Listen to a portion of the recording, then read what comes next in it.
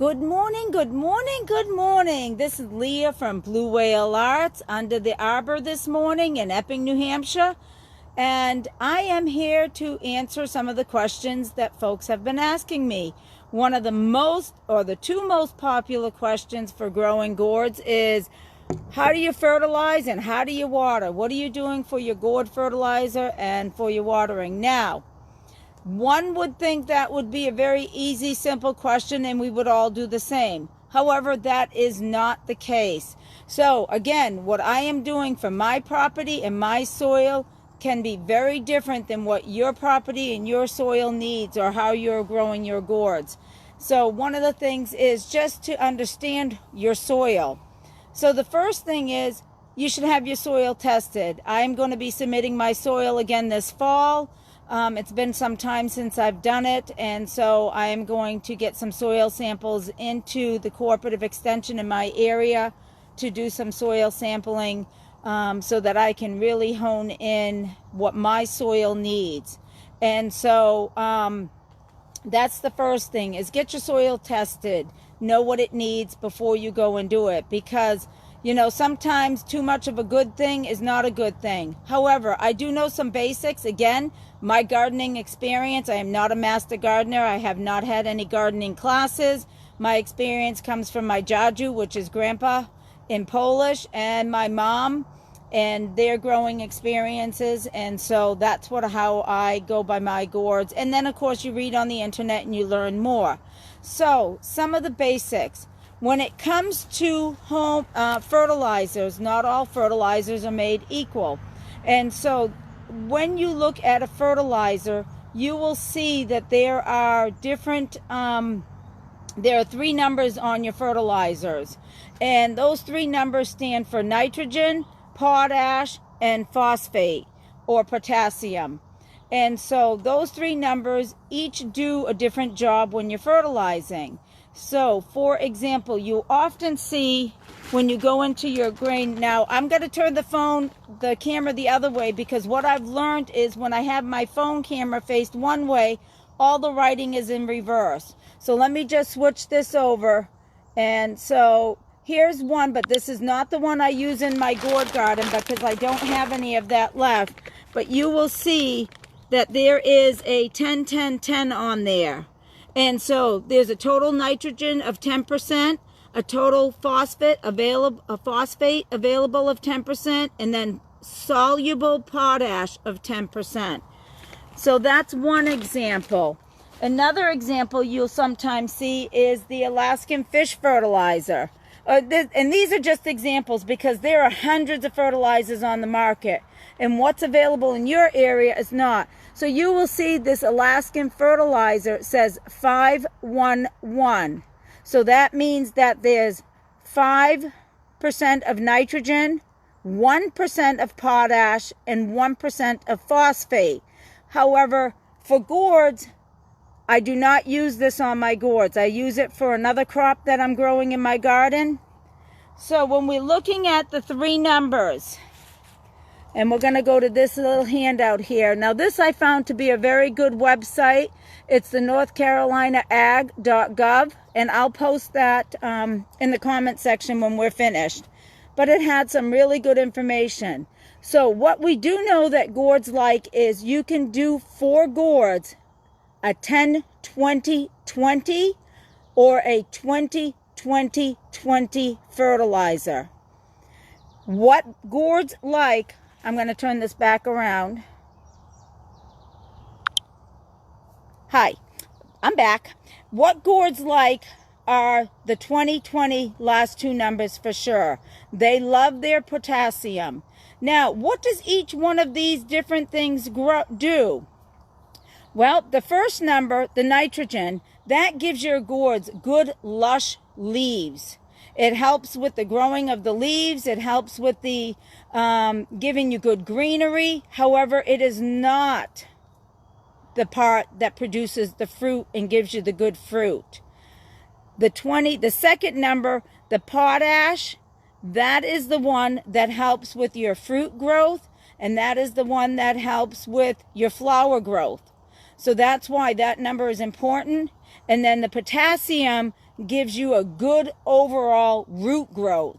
And so you need good roots, and you need those last two numbers to be at least a 20-20.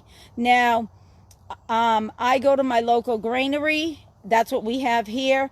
Not all fertilizers are available in all states, so I'm not going to give you a name brand of what I use because you may not be able to get it.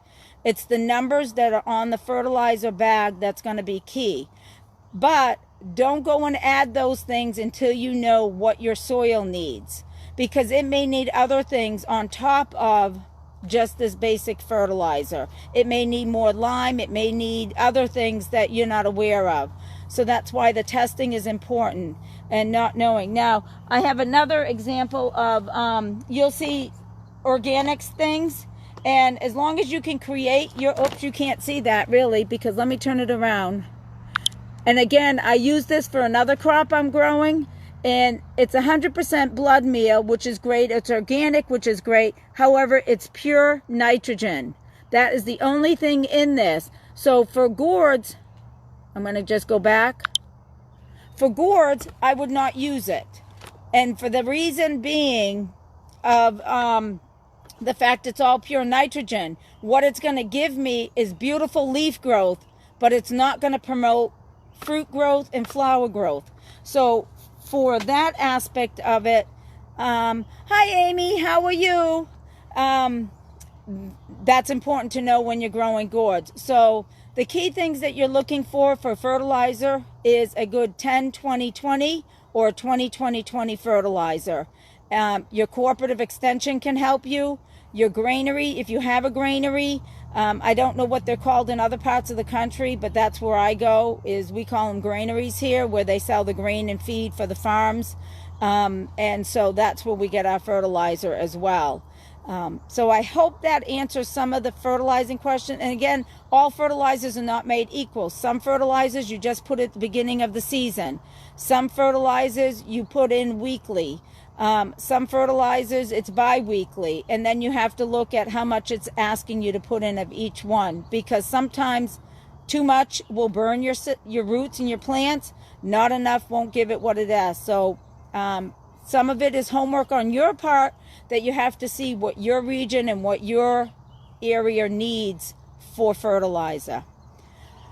So that's the fertilizing question. I hope that helps. Like I said, I'm going to post the North Carolina ag.gov site on the comment section when this is all done. The other thing too is they have information. I'm going to put this out here. And for folks that live in North Carolina, they have low cost or free soil testing. And this soil testing information actually, this handout actually goes through how you should pull your soil samples, how many soil samples in your yard you should be pulling. Good information. Again, it's on their website. And the Cooperative Extension has some good handouts, and you can find them anywhere. So it's doing a little bit of research. Most states have an agriculture department as well that would be able to help you. And I encourage you to do that for your area. It's not a simple pat answer of what do gourds need. I do know the last two numbers, and it is not as a common fertilizer that you would be finding. So when you ask for it, sometimes they'll look at you funny because, and when I started asking for it, they looked at me funny, and I told them what I was growing, and then they're like, okay, because your most common fertilizer numbers are 5-10-5, 5-10-10.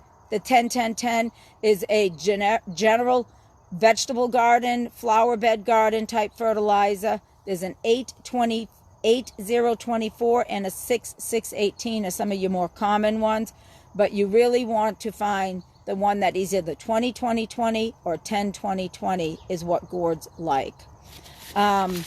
Okay, so now watering.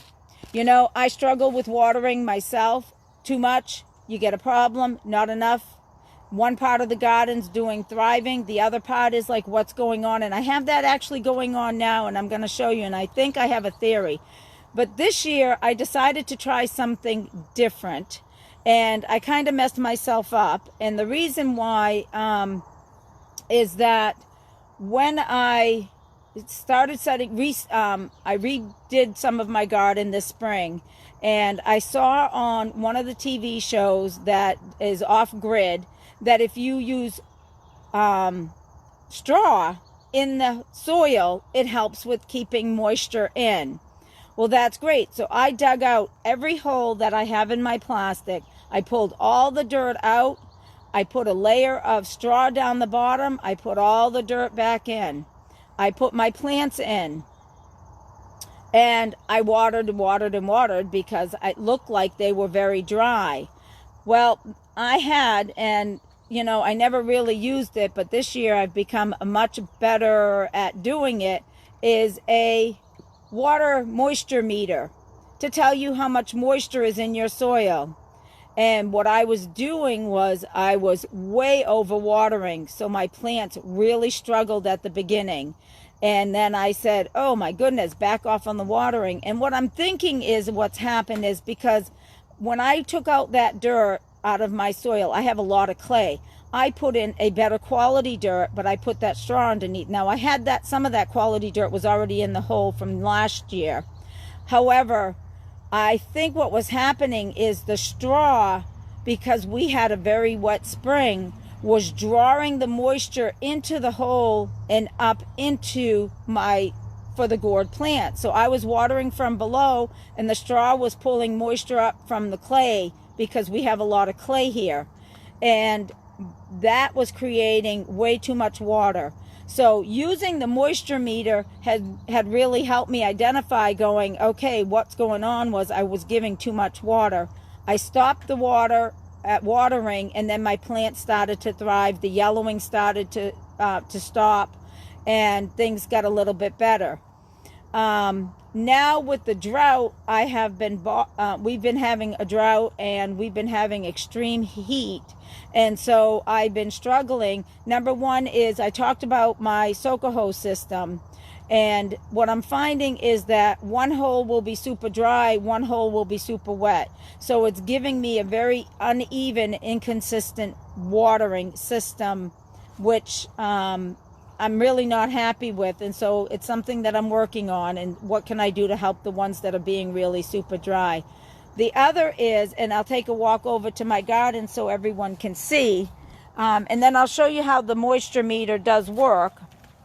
Okay, so let's go walk. You don't need to see me walking, so we'll turn you around here. And so if we look at my garden, I've got my 3 trellises. And the 2 end trellises seem to be doing very well. And when I go to the outside of each trellis, they seem to be doing very well. And so I've got this middle part here that seems to be yellowing. Now, I don't think you can tell let me see if I can turn it this way. You can tell on the ground, but I have a slope. Oops, and it didn't like that. So sorry about that. And so I think when I water, these 2 trellises are on one watering system, and these 2 trellises are on another.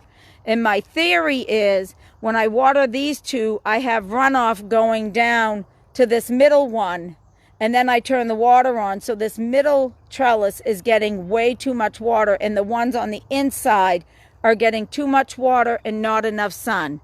So wait till you see what I have planned next year to fix that problem. However, what you do is I just simply go in and I look, and I can see on my water meter, I don't know if you can see it, there we go, that I am in the wet area. So these guys do not need any watering. However, my guys at the very top may need some watering, or in the other section. So I need to either create a zone for each row, or I need to figure out how to do something different for my watering. I do like the soaker hoses for the fact that I can conserve water, but I know there are some other systems out there, and I may need to look at them. So if you're struggling with watering, so am I, because it's an ongoing thing. Your temperature plays it, how much rain you get. So how much I water really just depends on what's going on for my area. So again, I'm always paying attention. Is it going to rain? I'm not going to turn my watering system on if it's going to rain. How much is it going to rain? Because too much of a good thing is not good. But gourds do like water, and they use a lot of water because they're almost all water. However, if they get too much water, they're going to start turning yellow and having a problem like you see that I have as well. So let's take a look. So I hope that answers the questions. Let me go back to here. I hope that answers the questions for fertilizing and watering. I know it's not a simple, this is what you need to do type thing. Every part of the country is different. Every part of the world is different. Everybody's watering situation is different. If you're getting tons of rain, obviously you don't need to water. We are currently considered a drought right now. So we're conserving our water, and so I'm trying to give them what they need to grow, but not also tax my well so that I don't have water, because I'm on a well system and not a public system. And you never know how much is at the bottom of the well. So let's take a peek at how Curly is doing today, because I haven't looked at Curly in a little bit. So let me see. Let's turn this around. And there she is. Now let me see. Let me see. She has got some, and she is still growing on her own in that matter. So this is very cool to watch her grow. I wish everyone have a great Sunday. Enjoy your weather. Hopefully it's all good and not bad weather. We're going to have a pretty decent day. We are going into another heat wave this week. So I most certainly will be watching for watering and making sure the gourds are getting enough. Happy gourd. Oh, what's going on?